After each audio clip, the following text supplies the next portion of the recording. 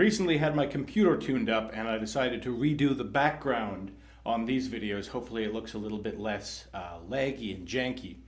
But it has been decided by a margin of 1 vote that we are going to have Mary pretend to be Josephine, even though most of us are in agreement that this is a terrible idea. I guess we want to see where it goes. That's the beauty of this not being real. The plan is set. Mary will put on Josephine's clothes and meet with the thieves at the place where the river forks. But first, Edward and Philip will go for the tribal police. You will all meet up by the river. Are you sure you want to go through with this, Mary? You ask, as you sit and wait for the police to arrive. Yes, I want to do anything that I can to help put those thieves behind bars, Mary responds. 3 hours later, Edward and Philip arrive with the police. Disguised as Josephine, Mary sits on a small boulder by the river, waiting for the thieves. 3 men walk up the canyon and, seeing her, yell, "It's about time you decided to cooperate. We were just about to work your family over." Unfortunately, when the men get closer, one of them yells, "It's not her! We've been tricked!" They scatter throughout the canyon, but it doesn't take long for the police to round them up. Josephine is very thankful to all of you for saving her and reuniting her family. For now, you can only hope that this puts an end to the senseless raids on these silent villages of long ago. The end.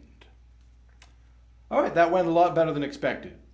Now, the logical thing to do would be to go back and try the other ending, and therefore let's not do that. I want to see what would happen if we took Mr. Chinua with us. So we're going all the way back to the beginning.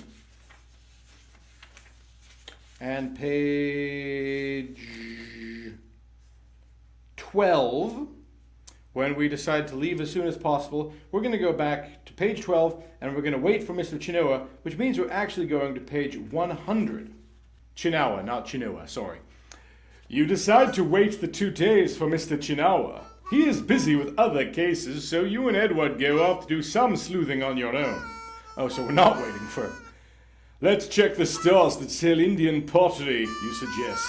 You know that if ancient Indian pottery is found on private land, the owner can legally sell it if he can provide documentation. Pottery from the public land, the Anasazi sites on reservations and national and state parkland, cannot be sold. Santa Fe is your first target. Mr. Fiddleburn, the owner of the Golden Pot, which specializes in Anasazi pottery, reluctantly invites you into his office for a chat. You can see that he doesn't take the two of you seriously. "What can I help you with today?" he asks. "We want information about Anasazi pottery.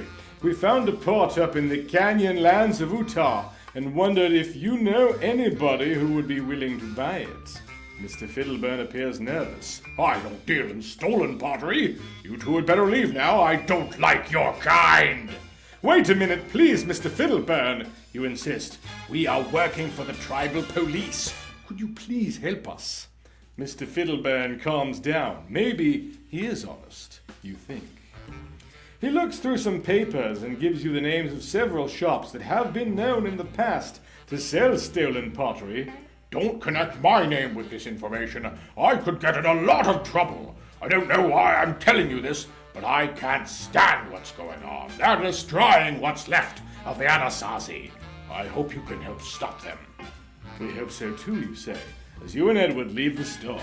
Turn to page 10. The drive back to Shiprock is pleasant. You are happy to be back in the Southwest with Edward and excited by your leads and a chance to break the case. Arriving back in town, you go to the police station. The officer on duty tells you that Mr. Chinawa has gone home. You are to meet him there. When you reach Edward's house, Mr. Chinawa comes running out. Hurry, you're just in time. There were more raids in the Grand Canyon. I'm going to take a raft down the Colorado River to check the ruins. You can join me if you want. You explain to Mr. Chinawa about your conversation with Mr. Fiddleburn and the information he gave you. "We should check those stores out when we get back," he says enthusiastically, "but it's up to you. I'm leaving now. You can either come with me or follow your leads." Edward leaves the decision up to you. If you decide to join Mr. Chinawa on the raft, turn to page 16. If you decide to follow your own leads with Edward and meet with the pottery dealers, turn to page 24.